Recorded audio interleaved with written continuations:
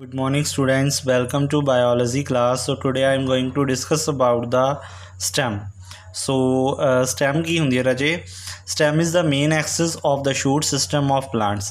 Stem की हुंदी है main axis हुंदी है shoot system of the plant ਵਿੱਚ क्लीयर मतलब ਅਸੀਂ ਕਹਿ ਸਕਦੇ ਹਾਂ ਜਿਹੜਾ ਕੀ ਆ ਗਰਾਊਂਡ ਤੋਂ ਅੱਪਰ ਵਾਲਾ ਪੋਰਸ਼ਨ ਹੁੰਦਾ ਪਲਾਂਟ ਦਾ ਉਸ ਨੂੰ ਅਸੀਂ ਮੇਨਲੀ ਕੀ ਬੋਲਦੇ ਹਾਂ ਸਟੈਮ ਬੋਲਦੇ ਹਾਂ ਸਟੈਮ ਦੇ ਉੱਪਰ ਲੀਵਸ ਤੇ ਬ੍ਰਾਂਚਿੰਗ ਹੋਈ ਹੁੰਦੀ ਆ it can be defined as the ascending part of the shoot axis which is negatively geotrophic and positively phototrophic होएगा मतलब जिहड़ा ascending part हुंदा वा shoot दा axis दा तो जोड़ा नैगेटिवली जियोट्रॉफिक होएगा मतलब जियोट्रॉपिक मतलब जोड़ा अर्थ तो अपोजिट वाली साइड में होएगा तां ही असीं नैगेटिवली जियोट्रॉफिक कहने आ ते पॉजिटिवली फोटोट्रॉफिक मतलब लाइट वाल नूं जोड़ा की होएगा उहदी मूवमेंट होएगी so we can say that it is की बोलांगे असीं इहनूं positively phototropic and develops from the plumule of embryo कितों डिवेलप होंदा जो पलम्यूल है पार्ट है एम्ब्रियो का उत्थों की होएगा डिवेलप होएगा there are two chief functions of stem ये दो मेन फंक्शनस ने फस्ट ऑफ ऑल साडे कोले की है conduction of water mineral and food materials की कंडक्शन का काम करता वा मीनस वाटर नू मिनरल्स नू फूड नू की करेगा कंडक्ट करेगा second one is the production and support of leaves and reproductive structures production ते सपोर्ट प्रोवाइड करता लीव्स नू ते रिप्रोडक्टिव स्ट्रक्चर्स जिहड़ियां हैगियां लाइक फ्लावर्स इहदे विच प्रेजेंट हुंदे ने उन्हां नूं असीं रिप्रोडक्टिव स्ट्रक्चर्स कहंदे आ उन्हां नूं की करदा वा उन्हां दी प्रोडक्शन ते उन्हां नूं सपोर्ट प्रोवाइड करदा वा नैक्सट असी करैक्टरिस्टिक्स देखांगे स्टैम दे की हुंदे ने करैक्टर्स की ने first of all stem bears leaves flowers and fruits stem दे उपर की लगे हुंदे ने लीव्स लगे हुंदे ने फ्लावर हुंदे ने ते फ्रूट्स हुंदे ने clear it represent the ascending part of the shoot axis की रिप्रजेंट करता है ascending part of the shoot axis मतलब डाउनवर्ड जिहड़ा पार्ट जा रहा शूट एक्सिस का उसनूं की बोलते हैं सॉरी असेंडिंग पार्ट जो अपर वाल नूं मूव कर रहा पार्ट होएगा उसनूं असीं की बोलते हैं that is the shoot stem बोलते हैं stem is normally positively phototropic in nature होएगा it bears distinct nodes and internodes हाँ जी स्टूडेंट स्टैम के उपर नोड्स ते इंटरनोड्स होणगियां नोड्स के विचकार जिहड़ा पोर्शन होएगा उसनूं असीं इंटरनोड बोलते हैं मेनली जिहड़े लीव लगे होणगे वो नोड्स उपर अटैच होणगे स्टैम बियर बर्ड स्टैम के उपर बहुत सारिया वर्ड्स प्रेजेंट होंदियां ने the branches and leaves appear exogenously on stem हाँ जी स्टूडेंट जिहड़े लीव्स ने या ब्रांचिंग ने वो एक्सोजीनियसली मतलब कि उन्हों का जिहड़ा की होएगा डाइवर्जेंट इन नेचर होणगे मतलब उस तो अराइज होके बाहर वाली साइड नूं खिंडे होणगे it may bear multicellular hairs on external surface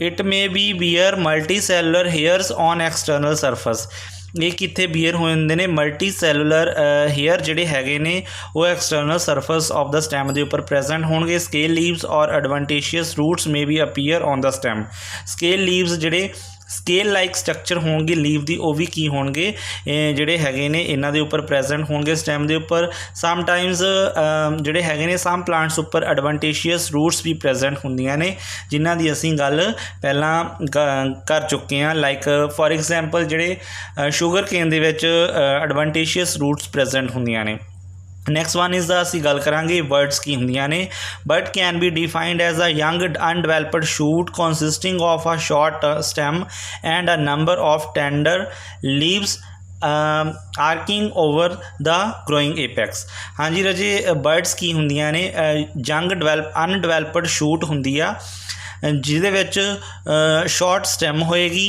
and number of tender leaves present होणगे जो कि एक ग्रोइंग एपेक्स के आले दुआले मतलब कि अटैच होए होणगे ठीक है उसनूं असीं की बोलते हैं बर्ड बोलते हैं नैक्सट वन इज़ द असी गल करांगे टाइप्स ऑफ स्टैम दी स्टैम दियां टाइप्स के अकॉर्डिंग जिहड़े हैगे ने असीं इहनूं 4 कैटागरीज़ दे विच डिवाइड कीता होया पहला है साडे कोले कलम कलम दे विच की आ जांदा जिहड़ी स्टैम है इज़ अनब्रांचड होएगी and showing distinct nodes and internodes present होंगे imparting it a jointing appearance होएगी दैन लाइक बैम्बू दे विच की आ जिहड़े हैगे ने कलम प्रेजेंट हुंदी आ मतलब जिहड़ी की आ उहदे विच बहुत सारियां नोड्स ते इंटरनोड्स प्रेजेंट होणगियां उसनूं असीं फॉर एग्जाम्पल साडे कोले बैम्बू आ जांदा वा। बैम्बू जो बांस दा प्लांट है उस दे विच जिहड़े मतलब कि स्टैम दी टाइप होएगी उसनूं की होए कवांगे असीं कलम बोलांगे। दैन साडे कोले की आंदा कॉलमनर टाइप जिहड़ी कॉडक्स आ जांदी है। कॉडक्स दे विच की हुंदा वा in such cases trunk is unbranched erect cylindrical and marked with scars and remnants of fallen leaves it bears a crown of leaves at the apex. हाँ जी स्टूडेंट, जिमें असी कोकोनट का प्लांट देखते हैं जां असी फैन पाम जिहड़ा हैगा वा जां नट पाम देखते हैं, उन्हां दे दरख्त की हुंदे ने मतलब कि जिहड़े उन्हां दे लीफ ने नीचों जो स्टैम दे उपर लैंदे जांदे ने ते उत्थे की बन जांदे ने रेमानेंट्स बन जाते हैं जां स्कार बन जाते हैं फॉलन लीफ के। मतलब लीफ जितों टुट जाता वा उत्थे निशान बन जाते हैं स्टैम के उपर। पूरी स्टैम खाली हुंदी है तो सिर्फ एपैक्स से जाके की हुंदा एक क्राउन बनया हुंदा वा लीव्स का जो कि एपैक्स से प्रेजेंट हुंदा वा। उस टाइप जिहड़े हैगे असीं उसनूं की बोलते हैं कॉडेक्स जां कॉलमनर टाइप ऑफ स्टैम बोलते हैं। दैन साडे कोले एक्सक्रंट आ जांदा वा। In such cases lateral branches do not compete with growth of main stem. Means जिहड़ियां लेटरल ब्रांचेस ने मतलब कि ओह उन्हां दी ग्रोथ है जिहड़ी मेन स्टैम दी वो आपस च कंपीट नहीं करेगी। लेटरल ब्रांचेस आपस च कंपीट नहीं करनगियां। Branches appear acropetally. Acropetally manner हुंदा वा मतलब असीं कह सकते हैं एक इत्थे साइड ते दूसरी इदां तीसरी चौथी इस तरीके नाल जिहड़ा हैगा वा ग्रोथ हुंदी जांदी आ। दैट दस a tree receives cone like appearance हो जाती है लाइक पाइनस। पाइनस जिहड़ा हैगा कैजोराइना। यूकलैप्टस। यूकलैप्टस तुसीं सारिਆਂ ने देखा होगा सफेदा है।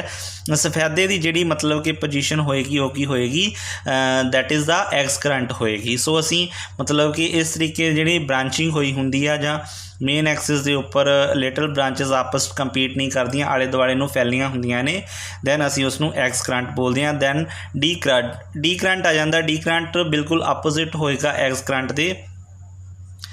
When some of the lateral branches grow more vigorously than trunk disappear after some distance due to the suppression of growth of terminal bud, the form is called the decurrent। मीनस की हुंदा इहदे विच जिहड़े some plants ने उन्हां दे विच lateral branching बहुत ज़्यादा हुई हुंदी आ तो जिहड़ा ट्रंक हुंदा वा मतलब प्लांट का वो की हो जाता डिसअपीयर हो जाता।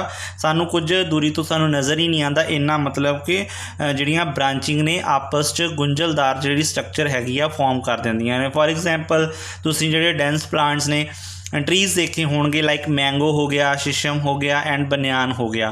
डलबर्जिया सारिਆਂ ने देखी होगी। टाली ते मैंगो का प्लांट बनियान सारिਆਂ ने देखा होगा। तुसीं राजे ये मतलब कि प्लांट दियां ब्रांचेस जिहड़ियां हैगियां ने इन्नी ज़्यादा मतलब कि डेंस हो जांदियां कि सानू जिहड़ा उसका मतलब कि प्लांट का ट्रंक है सानू नज़र ही नहीं आता गा।